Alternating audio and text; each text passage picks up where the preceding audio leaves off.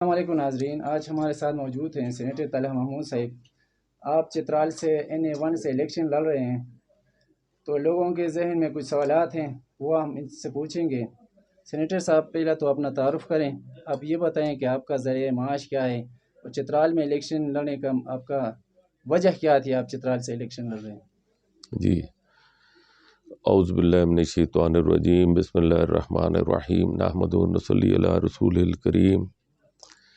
یہ جو آپ نے پہلے تعارف کے حوالے سے کہا، تو تعارف تو آپ کو پتہ ہے کہ میرا نام جو ہے محمد طلحہ محمود ہے۔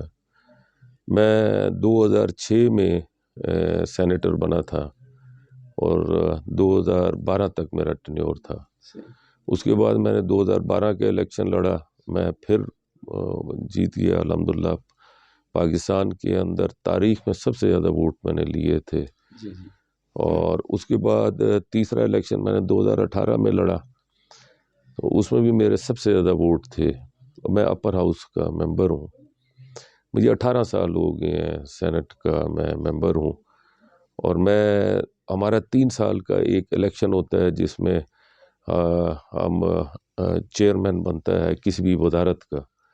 تو میں 3 ٹینیور یعنی کہ 2015 تک میں وزارت داخلہ، منسٹری آف انٹیریئر کا چیئرمین رہا، پارلیمنٹ کی طرف سے، سینٹ آف پاکستان کی طرف سے۔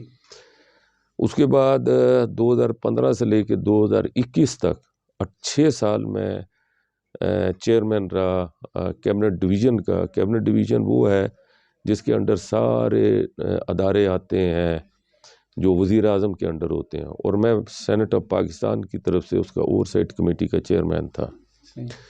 2021 کے بعد میں نے الیکشن لڑا، اور اس الیکشن میں منتخب ہوا، وزارت خزانہ کا میں چیئرمین بنا، منسٹری آف فائنانس کا۔ تو منسٹری آف فائنانس کا جب چیئرمین بنا، تو 2022 میں چونکہ فیڈرل منسٹر بن گیا اسٹیٹس اینڈ فرنٹیئر ریجن کا، تو میں ایک آفس ہولڈ کر سکتا ہوں۔ تو میں نے پھر وزارت خزانہ کے چیئرمین کی حیثیت سے استعفیٰ دیا۔ اس کے بعد مجھے 2023 کے اندر ایک اور وزارت دی گئی، اور میں 2 وزارتوں کا وزیر بنا، اور religious ministry and interfaith harmony کا بھی میں منسٹر بنا۔ اور اس دوران میں بہت ساری کمیٹیوں کا بھی میں بورڈ کا ممبر رہا ہوں، سینٹ کی طرف سے اسٹینڈنگ کمیٹی کا۔ اس میں اپنا منسٹری آف پاور کا، واپڈا جو جس کے انڈر آتی ہے، واٹر اینڈ پاور کا رہا، اس وقت بھی ہوں میں۔ اور اس وقت میں سٹنگ سینیٹر ہوں، اور میں جس دن الیکشن ہوگا اس دن بھی سٹنگ سینیٹر ہوں۔ اس کے علاوہ منسٹری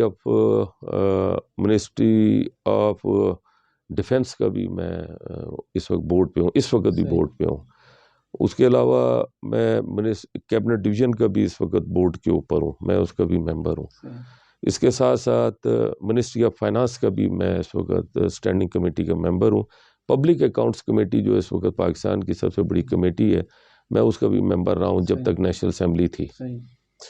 اس کے ساتھ ساتھ میں بہت ساری چیزوں کے اندر آفیشلی رہا ہوں۔ اس کے علاوہ میرا فاؤنڈیشن ہے، میں فاؤنڈیشن کے حوالے سے، انسانیت کی خدمت کے حوالے سے 90s سے میں یہ کام کر رہا ہوں۔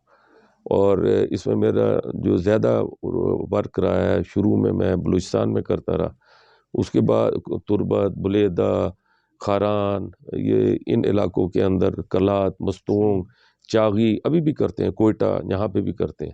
اس کے علاوہ تھرپارکر میں سندھ کے اندر، ڈیرہ غازی خان کے اندر، وہاں پر بھی ہم، کیونکہ یہ غریب علاقے ہیں۔